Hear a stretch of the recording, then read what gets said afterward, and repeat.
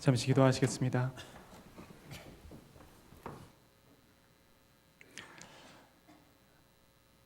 하나님, 하나님께서 우리에게 허락하신 귀한 일상들 가운데 우리는 날마다 주님께 감사하며 찬양하며 살아가야 되는 것이 당연함에도 왜인지 우리에게 주어진 일상은 때로는 우리에게 너무나 무겁고 힘든 것이어서 우리의 믿음을 잠시 잊고 하나님 향한 기쁨보다는 감사보다는 원망으로 나아갔을 때가 많았음을 주님 이 시간 회개합니다. 우리의 연약함을 긍휼히 여겨주시고 상황과 환경은 나아지지 않는다 할지라도 우리가 눈을 들어 주님께서 우리에게 행하신, 우리에게 허락하신 모든 약속들을 바라보며 믿음으로 날마다 승리할 수 있는 주님의 자녀들이 될 수 있도록 주님 우리를 인도하여 주시옵소서. 하나님, 이 시간 계시하여 주시고 성령 하나님 조명하여 주셔서 주님께서 이 시간 허락하시는 진리의 빛을 밝히 볼 수 있는 귀한 믿음의 시간이 될 수 있도록 주님 우리와 함께하여 주시옵소서. 모든 걸 주님께 맡기며 모든 말씀 살아계신 우리 구주 예수 그리스도의 이름으로 감사드리며 기도드렸습니다. 아멘.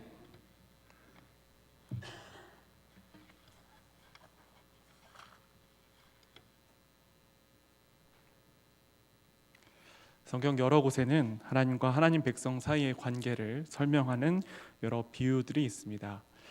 대표적인 것 몇 가지만 여러분께 소개시켜드리면은 이런 것들이 있겠죠. 왕과 백성, 그리고 아버지 혹은 부모와 자녀, 그리고 신랑과 신부 등이 있을 수 있습니다. 그리고 독특하게도 사람과 사람 사이의 관계가 아닌 사람과 동물 사이의 관계로 하나님과 우리 사이를 비유하는 성경의 장면들이 있는데 그것이 바로 오늘 말씀에서 우리가 읽은 것처럼 목자와 양의 관계가 바로 그렇습니다.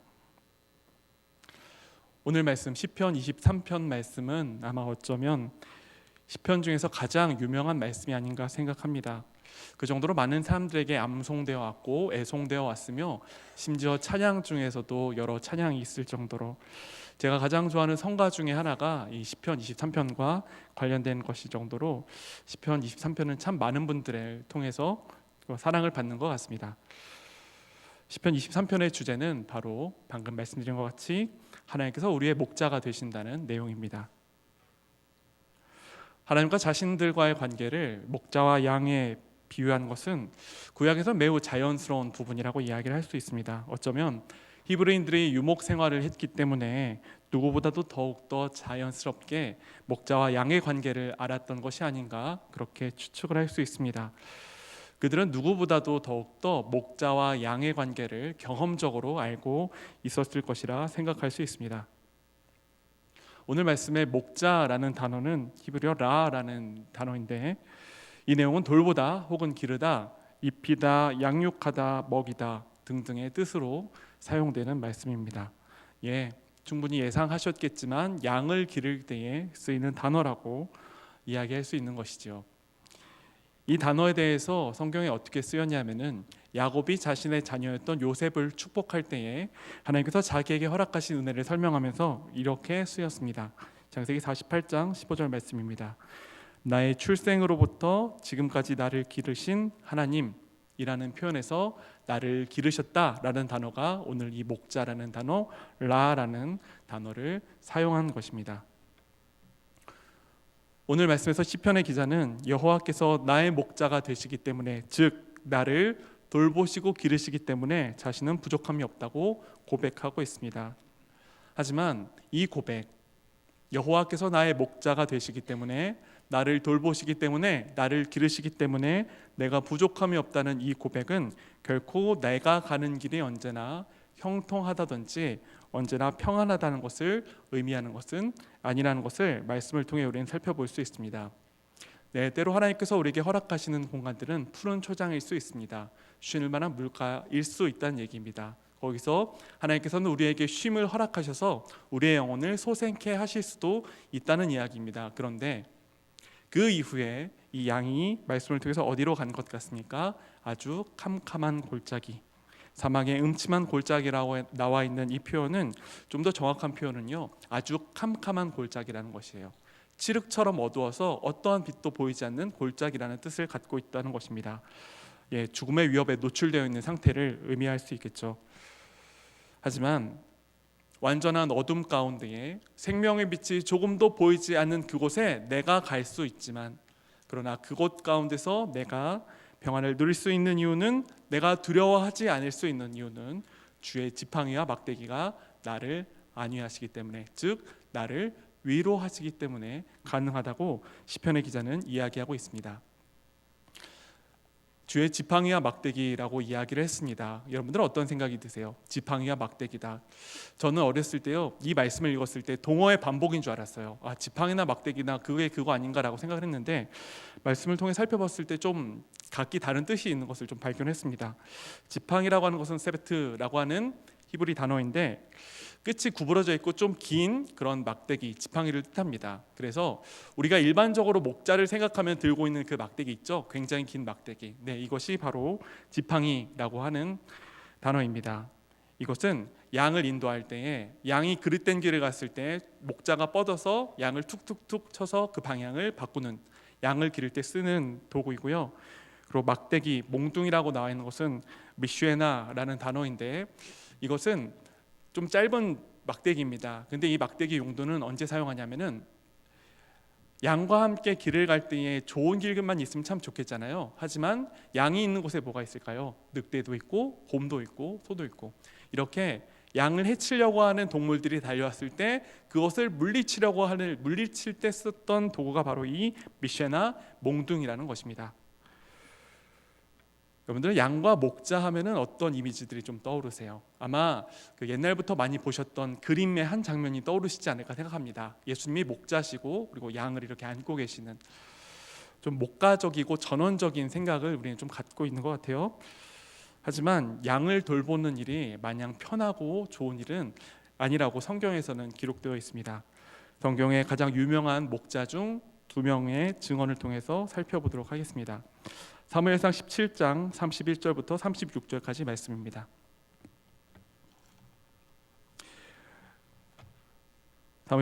사무엘상 17장 31절부터 36절까지 말씀 제가 읽도록 하겠습니다. 성경의 가장 유명한 목자 중 하나였던 다윗의 고백입니다. 어떤 사람이 다윗이 한 말을 듣고 그것을 사울에게 전하였으므로 사울이 다윗을 부른지라. 다윗이 사울에게 말하되 그로 말미암아 사람이 낙담하지 말 것이라. 주의 종이 가서 저 블레셋 사람과 싸우리이다 하니, 사울이 다윗에게 이르되 내가 가서 저 블레셋 사람과 싸울 수 없으리니 너는 소년이요 그는 어려서부터 용사임이니라. 다윗이 사울에게 말하되 주의 종이 아버지의 양을 지킬 때에 사자나 곰이 와서 양떼에서 새끼를 물어가면 내가 따라가서 그것을 치고 그 입에서 새끼를 건져내었고, 그것이 일어나 나를 해하고자 하면 내가 그 수염을 잡고 그것을 쳐 죽였나이다. 주의 종이 사자와 곰도 쳤은즉 살아계시는 하나님의 군대를 모욕한 이 할례 받지 않은 블레셋 사람이리까 그가 그 짐승의 하나와 같이 되리이다. 아멘. 성경의 가장 유명한 목자 중에 하나의 다윗일 겁니다. 하지만 다윗은 양을 돌보는 것이 결코 편하다고 이야기하지 않았습니다. 어떤 일까지 했다고 나오나요? 사자와 곰과 싸웠다. 또 한 구절 말씀을 찾아보겠습니다. 아모스 7장 12절부터 15절까지 말씀입니다. 아모스 7장 12절부터 15절까지 말씀 제가 읽도록 하겠습니다. 아마샤가 또 아모스에게 이르되 선견자야, 너는 유다 땅으로 도망하여 가서 거기에서나 떡을 먹으며 거기에서나 예언하고 다시는 베델에서 예언하지 말라. 이는 왕의 성소요 나라의 궁궐임이니라. 아모스가 아마샤에게 대답하여 이르되 나는 선지자가 아니며 선지자의 아들도 아니라 나는 목자요 뽕나무를 재배하는 자로서 양떼를 따를 때 여호와께서 나를 데려다가 여호와께서 내게 이르시기를 가서 내 백성 이스라엘에게 예언하라 하셨나니. 아멘. 아모스가 자신의 신분에 대해서 이야기하고 있습니다. 하나님께서 그에게 명하셔서 예언을 하고 있는데, 아마샤라고 하는 거짓 선지자가 아모스의 예언을 막으면서 이야기하는 거예요. 너는 보아하니 선지자 같은데 여기 베델에 와서 북이스라엘 와서 얼쩡대지 말고 너의 나라인 남유다에 가서 예언을 하라는 것이에요. 그렇게 했을 때에 아모스가 자신의 신분에 대해서 이야기하면서 이렇게 얘기합니다. 나는 선지자나 선지자의 아들도 아니고 뭐라고 이야기했나요? 목자와 뽕나무를 치는 자라고 이야기를 하고 있습니다. 그래서 목자까지는 좀 이해할 수 있어요. 근데 뽕나무를 재배하는 자라고 했을 때 우리가 잘 이해가 안 되는데, 한글 성경의 번역이 굉장히 좋습니다. 번역이 굉장히 좋아서 한글 성경만 읽어도 성경의 많은 진리의 내용들을 우리가 받아들일 수는 있어요. 하지만 한글 성경도 번역 성경 중에 하나이기 때문에 몇 군데에서는 좀 오역된 부분이 있는데 그 중에 하나가 오늘 이 뽕나무라는 단어입니다. 원래는 이것이 뽕나무가 아니라요, 우리에게 좀 생소한 좀 나무인데 바로 돌무화과 나무라는 나무예요. 이 돌무화과 나무는요, 무화과 나무하고 좀 비슷한데 우리가 마치 배와 돌배가 좀 비슷한 것처럼, 하지만 돌배는 우리가 먹을 수가 없죠.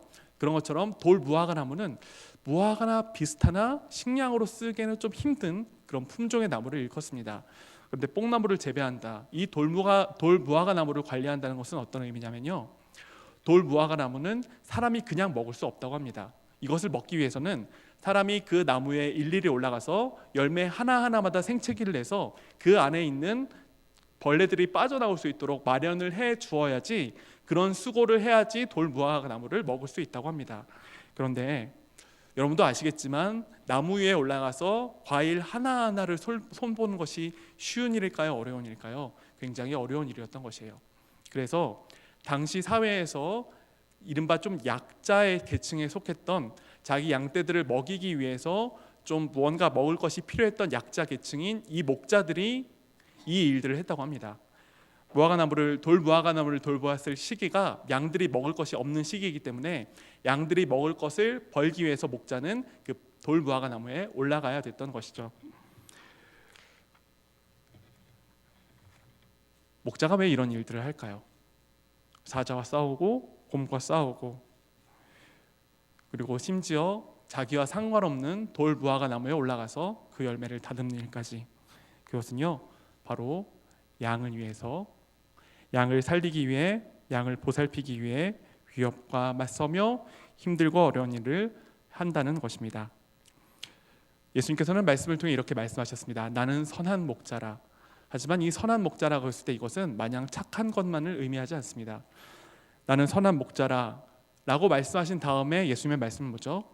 선한 목자는 양들을 위하여 목숨을 버리거니와. 그만큼 치열하게 양들을 돌본다는 이야기예요. 저는 이 말씀을 읽을 때 잘 이해가 되지 않았어요. 아니, 왜 선한 목자가 양떼를 위해서 목숨을 버릴까? 네, 이러한 어려움에 맞서서 양들을 지키기 위해서 목숨까지 거는 것이 선한 목자라는 이야기입니다. 그렇다면 목자는 왜 이렇게 열심히 일을 할까요? 왜 열심히 이렇게 수고를 하냐는 말입니다. 양들이 이뻐서 그럴까요?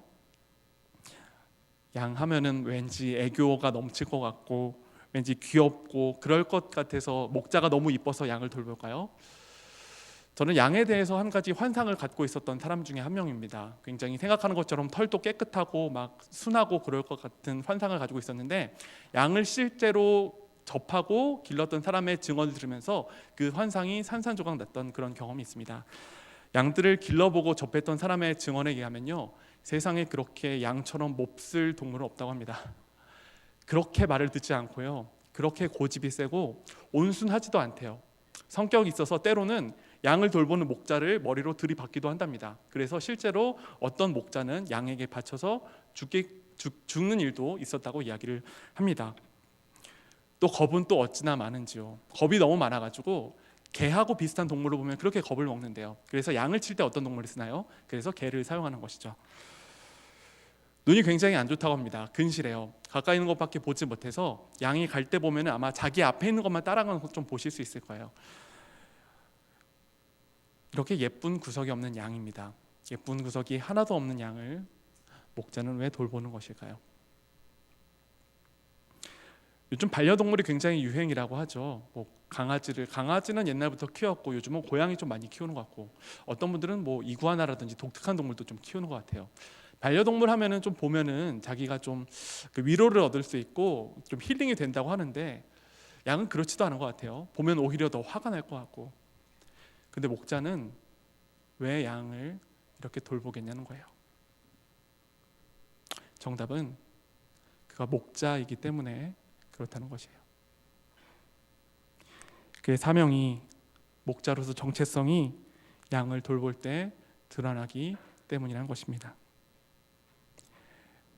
양이 돌봄을 받을 만큼 예뻐서가 아니라 목자이기 때문에 양을 돌보는 것이고, 양이 사랑스럽기 때문에 사랑하는 것이 아니라 목자이기 때문에 양을 사랑한다는 것입니다.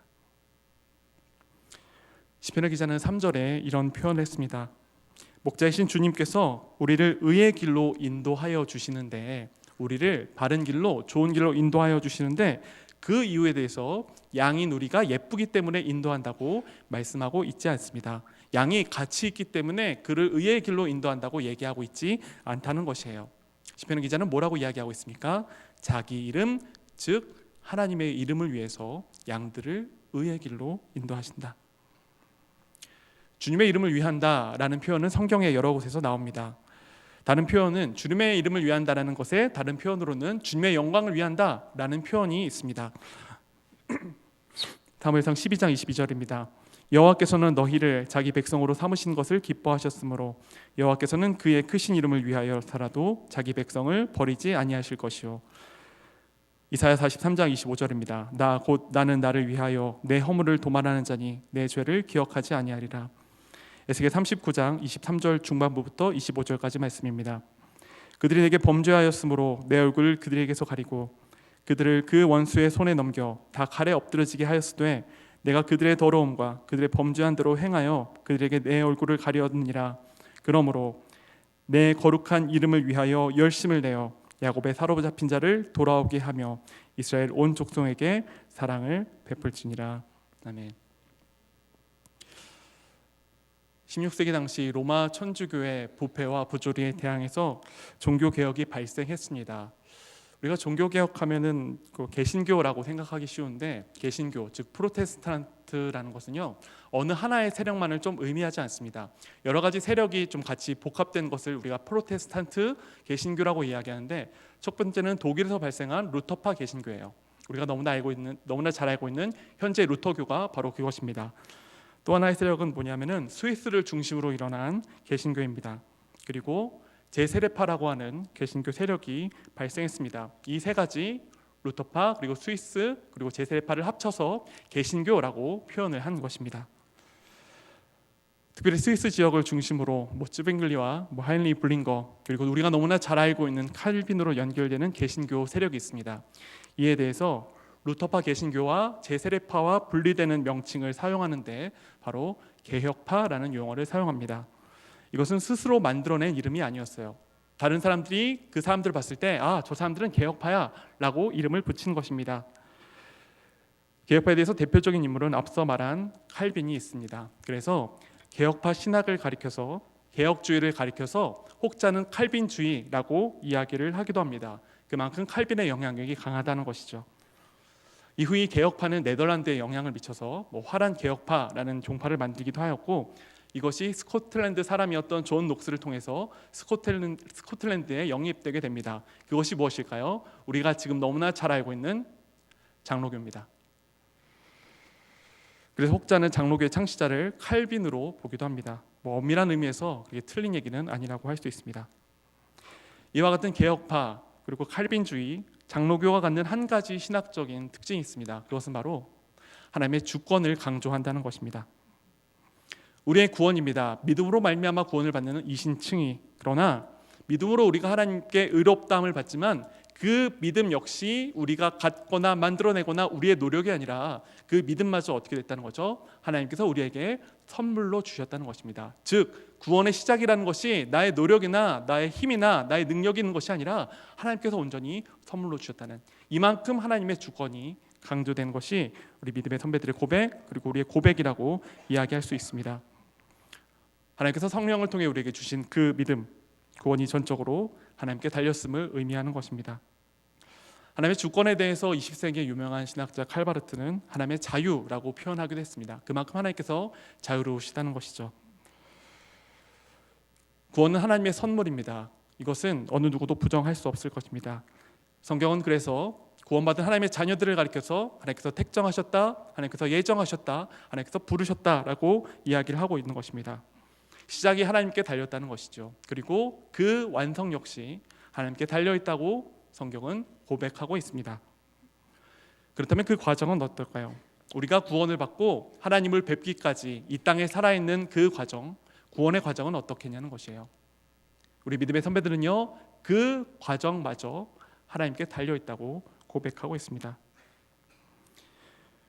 이 땅에서 하나님의 자녀로 살기라는 굉장히 힘들고 어렵습니다. 하지만 하나님께서 우리를 돌보시고 우리와 함께 하시며 우리를 이끄시기 때문에 우리 믿음의 선배들은 우리가 당한 이 시험들을 넉넉히 이길 수 있다고 표현하였습니다. 여기서 넉넉히 이긴다는 것은요, 항상 형통하다는 것을 의미하지 않습니다. 우리가 승리하는 것이 확실한데 우리가 가까스로 겨우겨우 승리하는 것이 아니라 하나님께서 우리에게 확신해 주신 것처럼 우리가 이 땅 가운데서는 고난을 겪으나 그러나 나중에는 믿음으로써 당당히 승리할 수 있음을 의미하는 것입니다. 믿음으로 말미암아 구원을 얻는다, 이 표현에 대해서 천주교, 로마 천주교 사람들은 당시에는 굉장히 많이 반대했어요. 너희들이 그렇게 행위를 강조하지 않고 너희들이 믿음으로써 너희들이 어떤 행위도 아니라 하나님께서 구원을 선물로 주신다면 분명히 너희 가운데 도덕적인 방종이 있을 것이다 라고 이야기를 했어요. 여러분들은 이 말에 대해서 어떻게 생각하시나요? 하나님께서 우리에게 구원을 선물로 주시기 때문에 우리가 방종하게 된다는 이 말을 들은 칼빈을 비롯한 믿음의 선배들은 결코 굴하거나 흔들리지 않았습니다. 오히려 반문했어요. 그렇지 않다. 오히려 하나님의 사랑을 바로 깨달은 사람이라면은 이후에 하나님께서 우리에게 명하신 일들에 당연히 관심을 가질 수밖에 없으며 하나님의 사랑을 바로 깨달았기 때문에 주님의 온전한 자녀로서 살아갈 수 있다고 이야기를 한 것입니다. 주님의 명령을 준행할 수 있다고 이야기한 것이죠. 이 말에 대해서는 우리가 좀 현대에 와서 고민해 봐야 되는 내용이라 생각을 합니다. 우리를 구원하시고 우리를 인도하신 분이 우리의 목자 되신 그 하나님이시라는 것을 우리 말씀을 통해 알았습니다. 그렇다고 한다면은 하나님께서 우리가 잘해서가 아니라 하나님께서 하나님 되심을 드러내시기 위해서 온 세계와 그 영광 가운데에, 온 세계와 만물 가운데에 하나님 홀로 창조주 되시며 구원주 되신 그 하나님의 영광을 드러내기 위해서 우리를 구원하셨다고 한다면은 이제 우리는 하나님 앞에서 어떻게 살아가야 될까요? 앞서 양에 대해서 잠깐 말씀을 드렸죠. 어쩌면 저와 같이 양에 대한 정보가 없으신 분들 아마 좀 충격을 받으실 수도 있겠다는 그런 생각이 듭니다. 그런데 양에게는 한 가지 특징이 있습니다. 그 특징은 뭐냐면요, 자기 목자의 소리는 기가 막히게 듣는다는 것이에요. 목자들이 이렇게 양떼를 이끌고 이렇게 오아시스 같은 데서 쉬잖아요. 이 목자는 20마리를 데려왔고 저 목자는 40마리를 데려왔고 그렇게 양들이 같이 있어도 이 양들이 자기가 부르는 그 목자의 음성을 기가 막히게 알아듣는다는 것이에요. 예수님께서는 요한복음 10장 3절부터 5절까지 말씀에 이렇게 말씀하셨습니다. 문지기는 그를 위하여 문을 열고 양은 그의 음성을 듣나니 그가 자기 양의 이름을 각각 불러 인도하여 내느니라. 자기 양을 다 내놓은 후에 앞서가면 양들이 그의 음성을 아는 고로 따라오되 타인의 음성을 알지 못하는 고로 타인을 따르지 아니하고 도리어 도망하느니라. 이제 우리가 해야 될 일입니다. 하나님의 은혜로, 목자 되신 그 하나님의 은혜로 우리를 인도하시는 그 하나님 앞에서 우리가 해야 되는 일입니다. 바로 하나님의 음성을, 우리의 목자 되신 그 주님의 음성을 들어야 하는 일입니다. 그런데 어떻게 우리가 주님의 음성을 들을 수 있을까요? 이렇게 말씀에서 이렇게 육신의 귀로 들으면 참 좋겠지만 하나님께서는 그것보다 더욱더 확실하고 명확한 길을 우리에게 주셨습니다. 바로 기록된 하나님의 말씀이에요. 하나님의 음성을 듣는다는 것은요, 달리 얘기하면 하나님의 뜻을 안다는 것이고, 하나님의 뜻을 안다는 것은요, 하나님께서 어떤 것을 기뻐하시고 슬퍼하신지를 아는 일이라고 이야기할 수 있습니다. 우리가 어떻게 하나님께서 기뻐하시고 슬퍼하시는 것을 어떻게 할 수 있을까요? 내가 하나님에 대해서 하나님께서 이것을 좋아하실 거야, 하나님께서 이것을 슬퍼하실 거야 라고 생각하면은 나의 생각이 하나님께서 가신 뜻처럼 될까요? 결코 그렇지 않습니다. 우리는 들어야 합니다. 우리는 알아야 합니다. 하나님께서 무엇을 좋아하시고 무엇을 슬퍼하시는지, 그것에 대한 기록입니다. 하나님이 어떤 분이시며 어떤 것을 우리에게 요구하시는지에 대한 분명하고 명확한 계시의 기록, 바로 성경입니다. 또 한 가지 우리가 해야 되는 일이 있습니다. 말씀을 읽을 뿐만 아니라 이 말씀을 읽으면 어떻게 될까요? 기도해야 된다는 것이에요. 너무나 당연한 얘기처럼 들리실지 모르겠지만 이 두 가지 방법 외에 우리가 하나님을 알 수 있는 길은 없으며 하나님의 뜻을 알 수 있는 길은 전혀 없다는 것을 우리가 반드시 유념해야 됩니다. 말씀이 없는 기도는 열정으로 치우치기 쉬우고 맹목으로 치우치기 쉬우고, 기도가 없는 말씀은 우리로 하여금 비판적으로 만들기 쉽습니다. 이 두 가지가 같이 가야 된다는 이야기죠. 오늘 우리는 시편 23편 말씀을 통해 목자 되신 하나님의 사랑에 대해서 함께 살펴봤습니다. 이사야 말씀에 이렇게 이야기합니다. 우리가 다 양 같아서 각기 제 길로 갔다. 어쩌면 우리가 주님의 자녀라고 살아가고 있는 오늘 역시 우리가 각기 제 길로 가고 있는지도 모르겠습니다. 하지만 여전히 하나님께서는 우리의 목자가 되어주시며 하나님의 그 이름을 위해서, 하나님의 그 영광을 위해서, 우리의 창조주 되시며 구원주 되신 그 하나님의 이름을 위해서 우리를 분명히 영광 가운데에, 은혜 가운데에, 구원 가운데에 인도하실 겁니다. 이 하나님의 사랑에 응답하는 마음으로 하나님께서 우리를 구원하셨기 때문에 내가 이제 주님의 자녀로서 살아가고자 하는 그러한 응답의 마음으로 우리는 주님의 뜻을 알아가야 할 것입니다. 알아가야 할 뿐만 아니라 그 뜻을 준행하며 살아가야 될 줄로 믿습니다. 오늘 역시 이 순간에도 우리를 목자같이 인도하여 주시며 우리를 보호하여 주시고 때로는 푸른 풀밭과 쉴만한 물가로 우리를 인도하여 주셔서 우리를 소생시키기도 하시고 때로는 우리가 길을 잘못 들어 사망의 음침한 골짜기에 가게 된다 할지라도 그곳에서 하나님께서 나를 보호하시기 때문에, 나를 지켜주시기 때문에 내가 언제나 안전할 수 있다, 내가 언제나 주님을 믿는 그 믿음 가운데 있을 수 있다는 그 마음을 가지시며 날마다 주님께 응답하시며 주님을 선한 목자로 섬기시며 주님을 따라가시는 양과 같은 삶을 사시는 저 우리 모든 영남의 성도님들이 되시기를 주님의 이름으로 간절히 바랍니다. 잠시 기도하시겠습니다. 사랑과 은혜가 충만하신 하나님, 참으로 감사드립니다. 하나님, 우리는 양 같아서 각기 제 길로 가서 주님의 마음을 아프게 할 때가 주님이 기쁨이 될 때보다 더욱더 많았음을 주님 이 시간 회개합니다. 우리의 연약함과 죄악됨, 우리의 곤고함을 주님 용서하여 주시고 이제 후로는 목자 되신 그 주님의 음성을 따라 주님의 뜻대로 살아갈 수 있는 귀한 믿음의 자녀들이 될 수 있도록 주님 우리를 인도하여 주시옵소서. 하나님, 우리가 주님의 명령에 그 음성에 순종하길 원합니다. 우리의 힘으로는 할 수 없사오니 우리 안에 내주하시는 성령 하나님, 우리 가운데 충만하게 역사해 주셔서 우리가 날마다 주님의 뜻을 준행하는 귀한 믿음의 자녀로 살아갈 수 있도록 주님 우리에게 은혜를 더하여 주시옵소서. 모든 말씀 살아계신 우리 구주 예수 그리스도의 이름으로 감사드리며 기도드렸습니다. 아멘. 함께 찬송가 569장을 하나님께 드리시겠습니다.